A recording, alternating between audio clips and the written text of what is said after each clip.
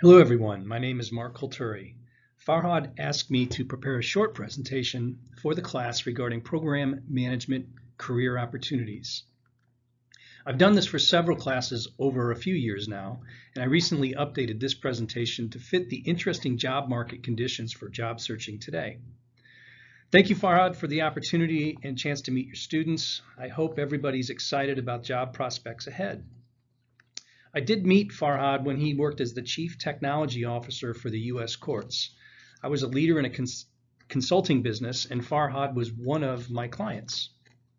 I've been in management and consulting business for nearly 35 years now. I grew up as a business analyst and IT programmer, and I grew into program management and other executive team roles. Most of my career, 25 years, was with a firm called Booz Allen Hamilton, based here in Northern Virginia. I'm now the Chief Operating Officer for a company called MBA Consulting Services. Your class and coursework were about program management, and my presentation is to offer some real-life examples of what is important to think about as you enter the job market, perhaps as a rising program manager. First, on page 1 of my presentation, I think Farhad would agree with me. The business of project management continues to advance with technology, industry best practices, and lessons learned. It's interesting times in business for sure. Certainly, many challenges were presented with the global pandemic. And for program management, the expectations never have been higher. Program managers are expected to have solid computer skills, perhaps even expert skills. They're expected to be fast learners, adapt quickly to challenges, and certainly be available 24/7 for anything. I assume everybody has smartphones. Each of you get alerts, you get emails, text messages, and reminders for calendar events throughout any given day. Good program managers are responsive and proactive to communicate with his or her team. How many of you can't go more than 30 minutes without checking your phone? And as you would expect, a project manager, a program manager is a leader. A leader, you're accountable to stay current with technology. I think that many of you are familiar with some of the technology tools I've listed on this page. Truly, there are dozens of tools available to project managers, and I listed just a few that I think are by far the most common. Believe it or not, MS Project started over 30 years ago. And it's a very common standard across most industries.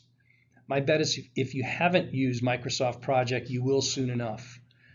You see Microsoft Visio, Microsoft Teams, Microsoft Link on this list too. Perhaps some of you even know of Microsoft 365, a subscription-based service to Excel, PowerPoint, Word, OneNote, and SharePoint. And it keeps, that subscription-based service keeps you current on the latest versions and updates. For industry best practices, program managers are also held accountable to understand what works across the entire life cycle. I'm sure your class, you've gone over the different project management phases: initiation, planning, executing, monitoring and control, and of course closing. And as a strong or successful PM, you must be really clear with each assignment to your resource team. You have to document and communicate each milestone. Really make sure everybody understands what the goals and deadlines are. So as a project manager, you have to know everything, or at least be able to find answers and help make decisions on everything. They have a responsibility to understand requirements, manage risk, make assignments, track completions of assignments, and constantly revisit the schedule to ensure you're on track and hopefully having extremely high quality as well. It's a big job to be a PM. I think Farhad may have shared during the class that many statistics indicate just 50% of projects are completed on time and on budget. So what do you do to track assignment progress? How do you stay organized? Keep everybody in sequence so that the project is completed on time, or at least close to being on time. Do you build flexibility into your schedule for unpredictable events? Can you quickly adapt to changing requirements? There's always lots of interesting challenges, and there's lots of tools available Always something new to automate and help things be tracked and reported on with your team. On the bottom of the slide is a list of common certifications. Today, these certifications are differentiators. If you have one or several of them, you're generally valued more. If you've looked at job descriptions or advertisements for new positions, they often require a certification. The Program Management Professional, or PMP, is a very common one. It's a certification issued by the Program Management Institute, and certainly one that is highly valued amongst many employers today. Agile certifications, there's a lot of them. If you haven't been exposed to Agile methodology, I encourage everybody to get a book, take a class, and become an Agile practitioner. It's a methodology that is used across all industries today. There are hundreds of certifications available. Again, certifications are becoming a requirement for key people before being authorized or awarded to perform the work. Don't underestimate the value that these certifications can bring. Keep learning new skills. Get out of your comfort zone to grow professionally. On the next page, I wanted to present some thoughts on entering the job market and ask you to think about your own skills. It is a very exciting time today to enter the job market. It was just 2 years ago where conditions were perhaps the exact opposite. The global pandemic certainly presented its challenges, but it did bring us remote work, greater acceptance of flexible time, starting salaries are up, recruiters are very active, job postings and advertisings are up too.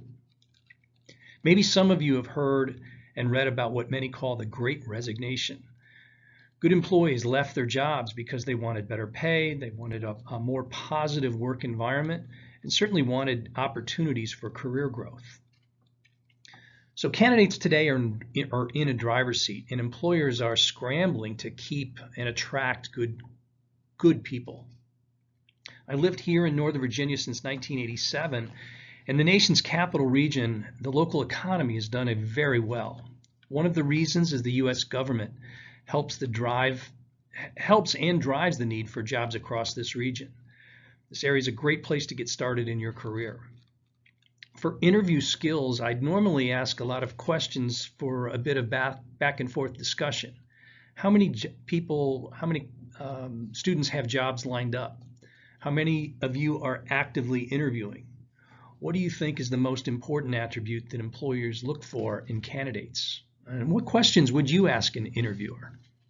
There's books, there's websites, plenty of tips to get from many different sources. I recommend you prepare and practice a lot. I still have what I think is a good habit of over-preparing for meetings. Practice with a friend in a mock interview. Even record your practice sessions and listen to the feedback. For real interviews, be early. Have questions ready, even written down. Confirm that the prospective employer has received your resume, even that you've provided recommendation letters. Dress professionally, gather as much information as you can about the company and even the people who you might be meeting. Follow up with thank yous. I still interview a lot of people today, and I am surprised at the number of people simply not prepared. Be prepared and think of good examples to share of your academic excellence. Your teamwork, your skills of communication should be very obvious. Interviewers most often are looking for soft skills, the skills of your communication abilities, your ability to work within a team. They're not really looking for the straight A student. They really want somebody who's going to fit within the overall framework and be a true team player.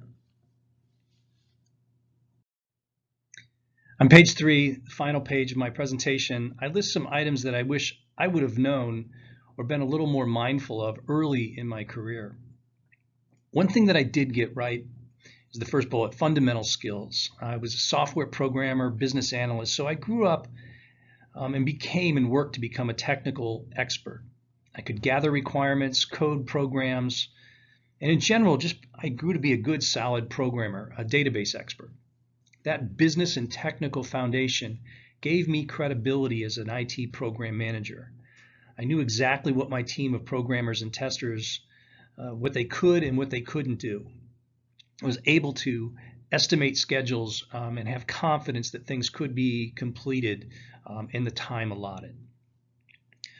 For writing, the second bullet, I want everybody to note that I listed writing as perhaps the most important skill in business. Everybody relies on email communications. They rely on written documentation, presentations, proposals, status reports, simple, effective messages. So today, at least in the IT profession, I find it rare to find a candidate who has confidence and really strong skill for writing ability. I look for that often. Networking is a key to everyone's career growth. I find a way to grow relationships, strengthen those relationships for your business.